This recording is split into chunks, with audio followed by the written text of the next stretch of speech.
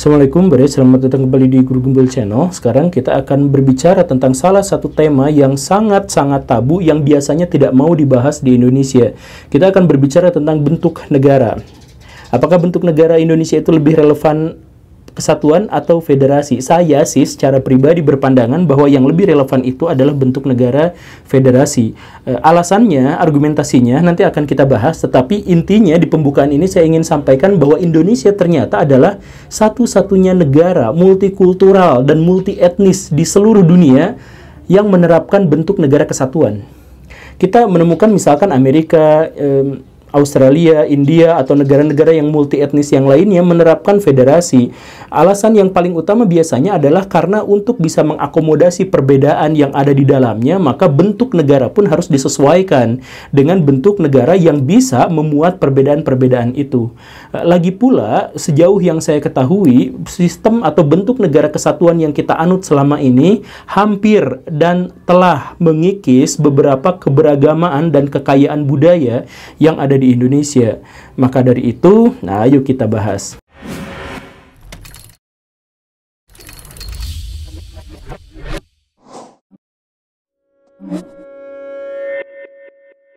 Negara federasi adalah negara gabungan atau perserikatan atau persekutuan negara-negara bagian yang masing-masing di antara mereka memiliki hak untuk tata kelola pemerintahan, hukum, dan ekonomi, tetapi tidak memiliki kedaulatan. Kita bisa mengetahui negara federasi dari contoh terbesar di dunia ini, yaitu Amerika Serikat yang memiliki 50 negara bagian, tetapi mereka semuanya disebut sebagai Amerika.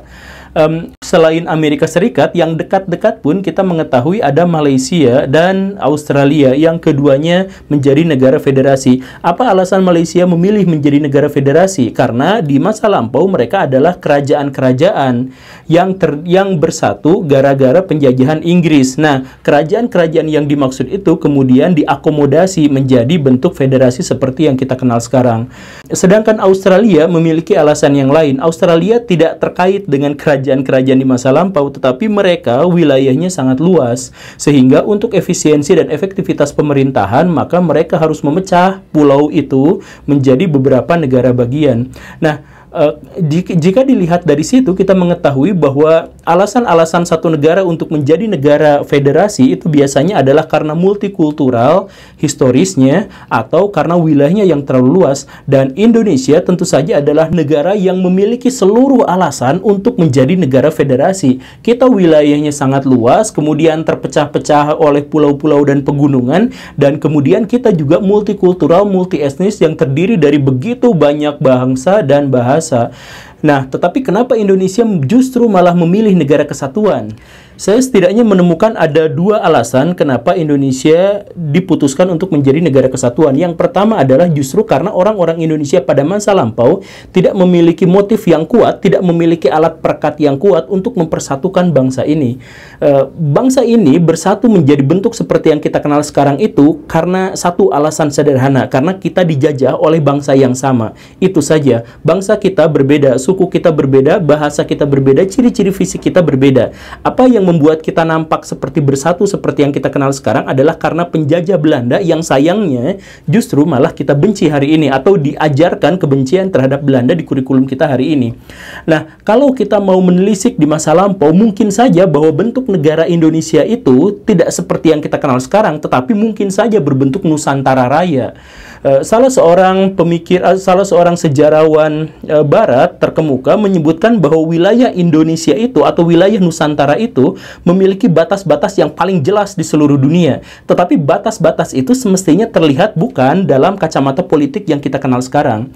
Mungkin saja Filipina itu seharusnya bagian dari wilayah kita, atau Malaysia, Brunei Darussalam, Papua, Nugini, bahkan sampai ke Bougainville itu semestinya adalah wilayah Indonesia atau Nusantara Raya. Nah, tetapi bentuk negara seperti yang kita kenal sekarang dari mulai namanya sampai batas wilayahnya itu adalah bentukan Belanda. Nah, ketika kemudian kita memutuskan untuk bersatu, kita tidak memiliki alat perekat yang cukup kuat untuk mempersatukan itu. Makanya, para pemimpin Indonesia di masa lampau kemudian memutuskan bahwa bentuk negara Indonesia itu adalah negara kesatuan yang secara eksplisit dan secara de jure lebih mendukung gagasan untuk mempersatukan bangsa ini. Analisis ini bisa saja diperkuat dengan fakta bahwa setiap kali ada keinginan atau ada isu-isu perpecahan, maka orang-orang Indonesia akan bareng-bareng berteriak NKRI, harga mati. Negara Kesatuan Republik Indonesia, harga mati. Dulu di zaman Orde Baru, ketika kekuatan persatuan kita itu disatukan baik oleh kepentingan sipil maupun militer, maka kita jarang sekali mendengar yang namanya NKRI. Kebanyakan hanya menyebut RI saja, Republik Indonesia. Karena pada waktu itu kita tidak terlalu terancam oleh perpecahan. Nah, sekarang sedikit-sedikit ada muncul istilah NKRI, harga mati, setiap kali ada gagasan atau ada wacana atau ada isu yang bisa menjelaskan bahwa kita itu pecah belah atau kita itu berpotensi untuk pecah belah. Kan begitu ya. Nah, kemudian alasan yang kedua, kenapa orang-orang Indonesia di masa lampau memutuskan untuk menjadi negara kesatuan adalah karena secara historis kita ini terancam. Jadi, ketika Indonesia memproklamirkan kemerdekaan Indonesia 17 Agustus 1945, proklamasi itu sepihak. Dalam artian tidak ada kapitulasi, tidak ada apapun. Dan karena itu, maka Belanda merasa sangat berkeberatan atas proklamasi kemerdekaan itu. Nah, tetapi bagaimanapun ceritanya, Indonesia tetap ngotot. Dan perseteruan antara Indonesia dan Belanda yang terjadi pada 5 tahun berikutnya, itu menunjukkan bahwa orang Belanda demikian kekeh surekeh untuk, kalaupun harus mengakui kedaulatan Indonesia, maka Indonesia yang dimaksud harus berbentuk federasi. Dan Belanda memang sejak awal menginginkan Indonesia berbentuk negara federasi. Sejak perundingan Linggarjati, kemudian perundingan Renville, dan perundingan di antara mereka, kemudian konferensi meja bundar, Belanda selalu memaksakan Indonesia agar Indonesia berbentuk negara federasi. Dan kenyataannya bentuk negara federasi di mana ada banyak negara bagian itu, mungkin saja dimanfaatkan Belanda untuk menjajah kembali Indonesia. Jadi, pikiran atau bacaan orang Indonesia di masa lampau adalah ketika bentuk negara federasi, maka satu atau beberapa negara federasi itu akan dimanfaatkan Belanda untuk kembali menjajah Indonesia. Dan memang ada beberapa sinyalemen-sinyalemen yang sangat kuat, bahkan bukti-bukti yang menjelaskan bahwa memang Belanda berkepentingan untuk menjajah kembali Indonesia dan dimudahkan kalau seandainya Indonesia menerapkan bentuk negara federasi.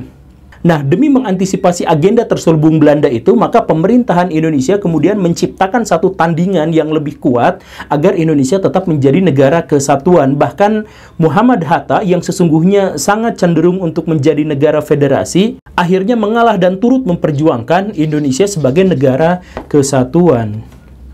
Nah, dua alasan inilah yang menurut saya yang bisa dijadikan alasan kenapa Indonesia memilih negara kesatuan. Tetapi ketika saya sekarang harus melontarkan isu bahwa Indonesia ini semestinya adalah negara federasi, bukan berarti ini adalah kurang ajar.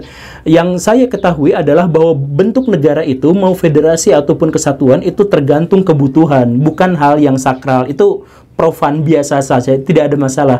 Tetapi kan ini ada di dalam Undang-Undang Dasar Indonesia, ya benar. Nah, tetapi ini pun menjadi masalah. Jadi saya mohon maaf ya Baraya ya, saya jangan dilaporkan. Jadi begini, kalau Indonesia negara kesatuan itu gara-gara Undang-Undang Dasar Negara Republik Indonesia tahun 1945, maka ini justru menjadi salah satu alasan agar kita meninjau kembali. Sebab Undang-Undang Dasar 45 itu sama sekali tidak sakral.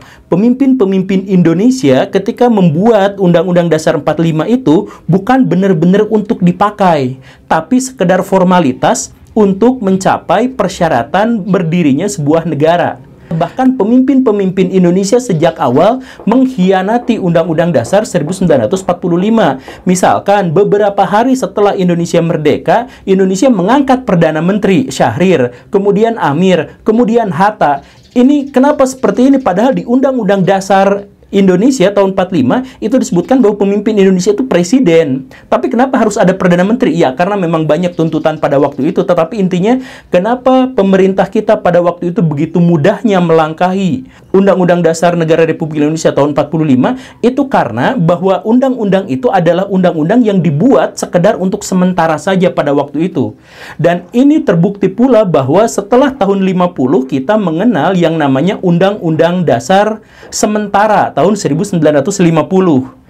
Maksudnya adalah gini, Indonesia mau ngadain pemilu. Pemilu itu untuk menciptakan lembaga legislatif. Lembaga legislatif itulah yang akan membuat undang-undang dasar Indonesia. Tapi sambil menunggu pemilu itu terjadi, kita tidak menggunakan UUD 45. Kita menggunakan Undang-Undang Dasar sementara tahun 1950. Nah, kenapa nggak pakai yang 45 aja? Karena Undang-Undang Dasar 45 itu hanya untuk memenuhi kriteria berdirinya sebuah negara. Itu, maka saya katakan, saya mohon maaf ya, jangan dilaporkan, saya katakan bahwa Undang-Undang Dasar Negara Indonesia tahun 45 itu bukan sesuatu yang sangat sakral, bukan sesuatu yang tidak boleh dirubah sama sekali, bahkan sejak awal dia diciptakan untuk dirubah. Indonesia baru menerapkan Undang-Undang 45 itu justru tahun 1959 atau diputuskan tahun 57 kemudian diterapkan tahun 59, yang menunjukkan bahwa sebelum itu pemerintahan Indonesia, mau Soekarno mau Hatta pun tidak terlalu mementingkan penerapan Undang-Undang Dasar 1945.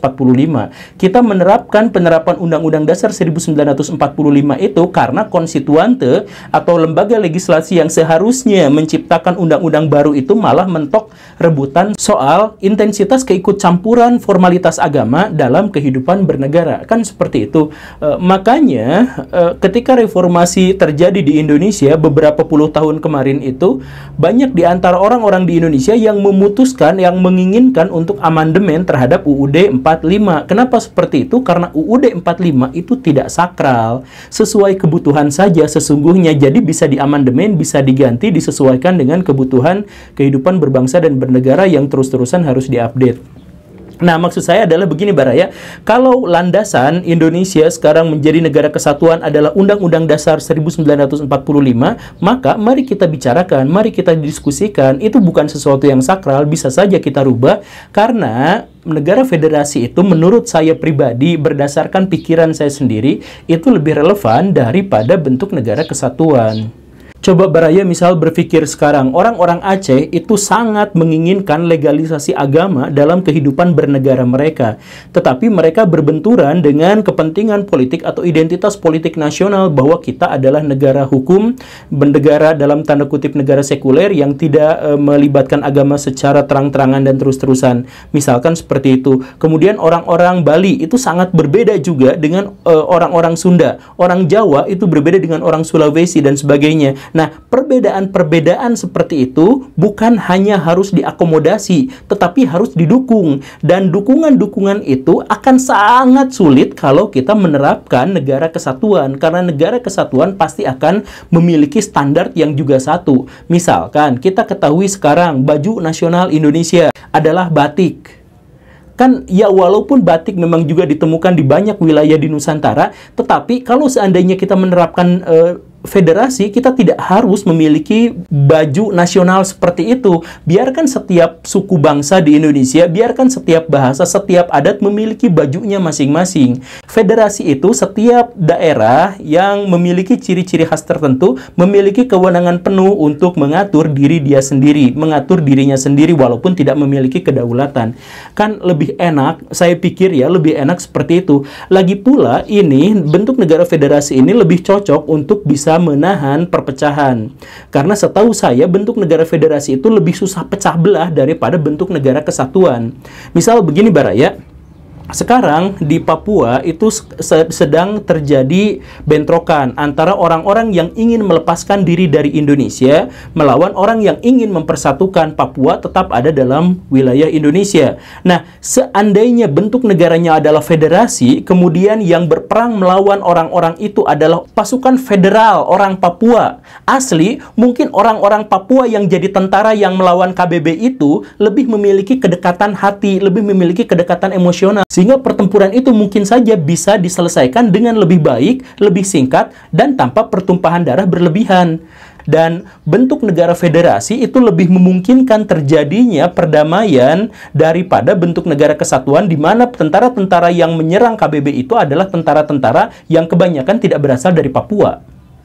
Iya kan? Ya silakan diskusikan, tetapi pikiran saya sih seperti itu. Atau misalkan bentuk negara kesatuan juga akan menyulitkan kalau terjadi masalah-masalah tentang kenegaraan di daerah tertentu. Misalkan di Makassar ada pejabat yang korup, ada yang begini begitu sehingga harus dipecat dan sebagainya. Kalau bentuk negara kesatuan, maka orang-orang yang ada di sana harus lapor dulu ke pusat, kemudian dari pusat itu balik lagi ke sana diselesaikan. Kalau tidak selesai balik lagi ke pusat, nanti udah itu balik lagi ke daerah dan sebagainya. Banyak di antara kasus-kasus di Indonesia yang menunjukkan adanya ketimpangan dan tumpang tindih antara kebijakan pemerintah pusat dengan pemerintahan daerah. Hal itu tidak akan terjadi kalau bentuk negaranya adalah federasi. Kalau ada yang mau dipecat, nggak usah minta izin ke pusat, udah aja kalau satu daerah sudah memutuskan sesuatu, ya udah selesaikan di daerah itu saja. Nah, dengan seperti itu, maka pemerintahan akan menjadi efektif dan efisien. Lalu alasan kenapa kita harus menjadi negara federasi adalah karena bentuk negara kesatuan biasanya akan menciptakan mayoritas dan minoritas. Kemudian juga akan menciptakan satu wilayah yang penuh dengan penduduk dan wilayah yang lain kosong dari penduduk, seperti yang kita kenal sekarang. Ya, kalau Jawa padat penduduk itu karena memang banyak alasan. Tetapi kalau kita negaranya kesatuan, ini pun akan semakin memperkeruh masalah. Jawa akan menjadi semakin padat dan pada akhirnya pembangunan juga akan semakin signifikan terjadi di Jawa, sedangkan di luar Jawa tidak. Kenapa? Karena negara kesatuan itu biasanya cenderung terpusat, jadi bentuknya seperti obor. Semakin dekat dengan api, semakin terang. Semakin jauh dari api, semakin gelap. Biasanya seperti itu. Nah, kalau bentuk negara federasi, itu masing-masing daerah punya obor. Jadi terangnya di mana-mana, dan kita tidak harus membuat hal-hal yang ribet untuk bisa menjalankan tata pemerintahan di daerah-daerah yang dimaksud itu. Nah, tapi sekarang kan negara Indonesia sudah menerapkan otonomi daerah, berarti semua masalah-masalah itu sudah terselesaikan. Iya, maksudnya gini Baraya, kalau negara menerapkan otonomi daerah dan itu terbukti ternyata lebih baik, kenapa kita tidak menjalankan yang jauh lebih baik saja, yaitu federasi? Kan begitu. Kalau otonomi daerah itu kan masih setengah-setengah dan terbukti baik kan sekarang. Nah, makanya jauh lebih baik kalau kita menerapkan federasi. Sekali lagi Baraya, kita sudah kehilangan banyak sekali akar budaya yang lokal-lokal, yang kecil-kecil, karena semuanya harus disatukan dalam satu kesatuan negara. Nah, alangkah lebih baiknya sebagai negara multikultural yang setiap perbedaan itu adalah identitas kita, maka itu harus diakomodasi dalam bentuk pemerintah atau bentuk negara yang lebih sesuai, yaitu bentuk negara federasi. Tapi sekali lagi ya, ini mah hanya gagasan, hanya pikiran. Dalam artian begini Baraya, kita sesungguhnya memiliki tujuan yang pasti, yang jelas dan sama. Yang membedakan kita adalah soal prosesnya. Maka mari kita berdiskusi soal proses untuk mencapai tujuan bersama itu agar kita menjadi lebih baik dan lebih dewasa. Silahkan berpikir, silahkan berdiskusi di kolom komentar secara baik dan bijaksana. Terima kasih karena sudah menyimak. Saya Guru Gembul. Assalamualaikum warahmatullahi wabarakatuh.